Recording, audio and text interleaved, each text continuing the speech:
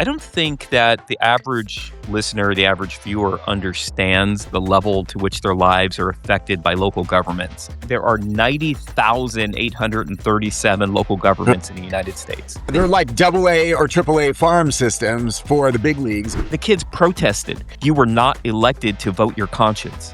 You were elected to provide me with a safe campus. The people in these boards have a much higher effect on your daily life than the President of the United States.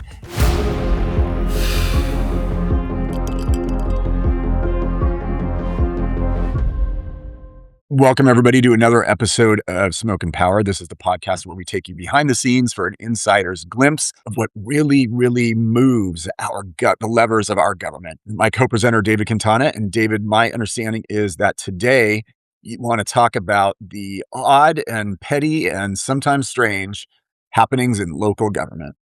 Yeah, I do, Mike. I don't think that the average listener, the average viewer understands the level to which their lives are affected by local governments. In fact, I don't think if you would ask people how many local governments there are, they would first of all say like, well, I don't know, 8? You know what I mean? 10? In fact, there are 90,837 local governments in the United States. 90,000. Now, if we're going to assume on the low end, because some of these municipal governments have like 25 people on them. But if we're just going to assume that they have a minimum of 5 members, that's 454,185 elected officials to these local governments. Now, so I'm reminded of that point in Polish history in the Kingdom of Poland where like 1 in 6 people was a noble. Yeah, like right. I mean, this is really like that. Or a Nigerian prince. Yeah, right. It is. It really is. And so, I mean, these are school boards. These are water boards. These are air boards. These are, you name it. You name what this reclamation districts. Does anyone know what a reclamation district reclaim? Mosquito vector districts. Yes. Right? Vector boards, yes. Yeah. Soil demonstration districts. It's like they're all over, man. And these people have power. And so the people that used to end up on these local governments, had a real interest. So, for instance, I represent a number of local governments. One of them I represent is South Coast Air Quality Management District. And the people who are on there, honestly, they really care about air quality. And they really care about how can we make this a healthier place. And, and it's a very large board with a lot of attention on it. And so that's good, right? Because you get people who are professional. But on some of these smaller boards, what's happened, especially on many of the school boards, you get people who no longer look at it as a way to manage schools.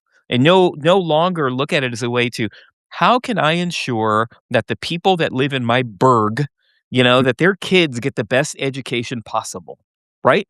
Yeah. That used to be what it was, and you would have parents who would run for school board because they had kids that were there and they want to make sure they get a good education. Or you'd have professionals, someone who had been a teacher for a long time, and they care that, the education process, remains at a top notch. What's happened now, I believe, and I've noticed this now, I've noticed more and more of these smaller, out of the way boards, they're kind of like losing the plot. So they're like AA or AAA farm systems for the big leagues. And you'll have people with no kids and no experience in education running because they think that it is a good resume padding thing for running for Congress or the legislature. Mike, that's exactly what it is. So you now get people with 0 children, 0 interest in education, but they know that there's an opening on this local school board, and they want to use that as a springboard to something else.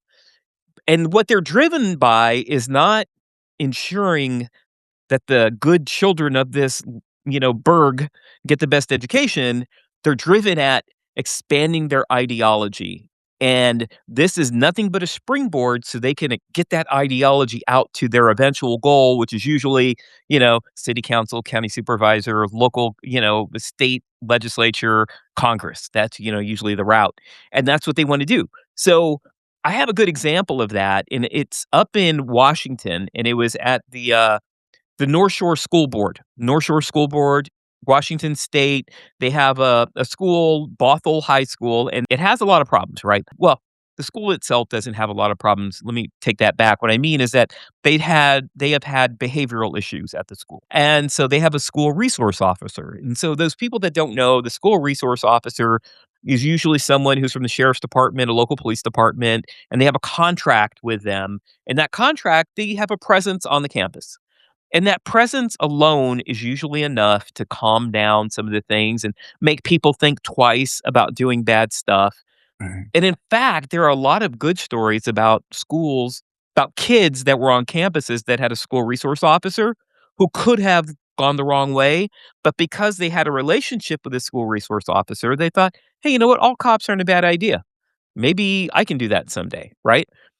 So Bothell High School has had this school resource officer for a number of years, and the kids love him. And he's done a really good job of kind of keeping the lid on some of the behavioral problems that were occurring on that campus. 2 weeks ago, the North Shore School Board had a vote, and the vote was 4-1, and it was led by one of the board members by the name of Carson Sanderson. And by the way, if you look at a picture of her, you will see that she looks exactly like what you think a person that would push a policy like this would look like. I'm And rooting they for voted 4-1 to get rid of the school resource officer. Huh. And their reasons were they based it on community values, comma, racial equity, and social justice. How do you think the kids felt about that? Do you think the kids came back and said, "You know what, board member Sanderson, I feel much more social justified now that you've made Huh. that decision. I feel that, racial equity is on our doorstep now."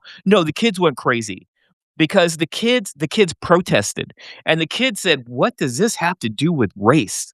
Like, these are probably the most based kids I've seen. And by the way, they were black, they were white, they were Asian, they were Native American. They were all saying, "Bring him back. He provides safety to our campus." Also, he lets a lot of us from the black and brown community, he allows a lot of us to say, "Hey, that might be a career path for us because he's actually a really good guy." So they have been protesting for the past 2 weeks. The parents have come together. They stormed not literally, but they Mm. attended, and they all, did their little up to the podium. And it was 3 hours of nothing but bring our officer back. And then the president of the Black Students Association got up there, and the president of the Black Students Association said, "How dare you speak for my community?" By the way, Carson Sanderson is not black. "How dare you speak for my culture? Do you understand how racist that is? How racist you are by saying you know better for me?" By the way, I have a lot of history of that by people thinking that way. So I know exactly what she's talking about. Okay. And, it was very emotional to hear her say that, which is, you are the racist here by saying we need to get rid of law enforcement so that I can feel safe. It's crazy. The parents are going crazy. But the school board, by the way, they're not backing down. They are saying, and Carson Sanderson, who is the member of the school board that pushed this is goes back to my point, Mike, where this is not about managing the children's education for the sake of the community. It's about, this is a springboard for you and your selfish needs. And Carson Sanderson said, "I was elected to represent my community and to vote my conscience. And that's what I'm doing." What the hell does that have to do with providing a safe environment for the children who are begging for it, literally begging for 3 hours? "Please bring our cop back. He makes us feel safe and he treats us well." And if you So, know how extraordinary it is for students to attend a school board meeting, you understand how extraordinary this story is. The fascinating thing in this example too, right, is like, I often felt this in government. I know you probably do as a lobbyist, and that is, sometimes I feel like we've lost our way when it comes to just working on the basics that we were there to work on, and we get sidetracked on all these little tiny issues.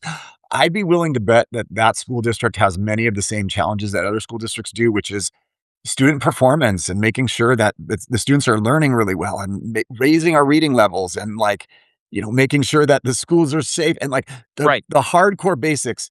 And yet somehow this issue is going to take all of the oxygen out of the room because of the obsession that this school board has towards that issue, which is weird. Correct. Now, I don't know. Yeah, you're exactly right. You're exactly right. It reminds me of the San Francisco Unified School Board, when despite everybody failing, the just historically high failure rates of their children and a loss of students in that, it just unprecedented loss of students in San Francisco for other reasons, for economic and demographic reasons.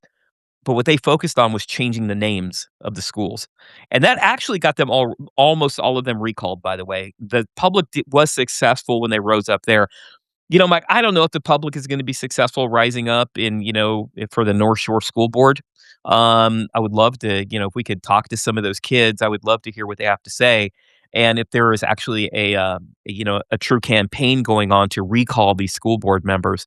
But one of the young women that stood up said, "To you, board member Sanderson, this is to you.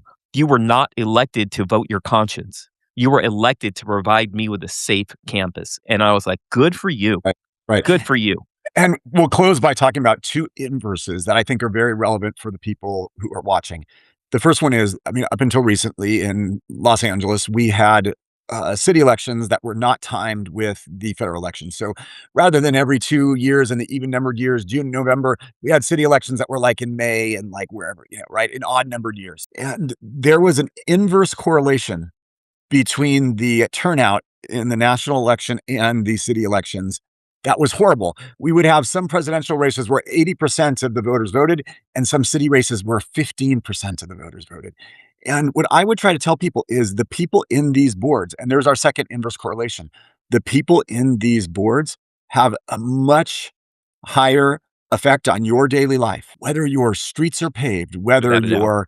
whether your kids are educated, than the president of the United States. The president of the United States, yes, he can affect issues if you need to have an abortion or if you're going to be sent off to war. But other than that, he's not affecting your life, or she is not affecting your life as much as your local elected officials. So pay attention, folks.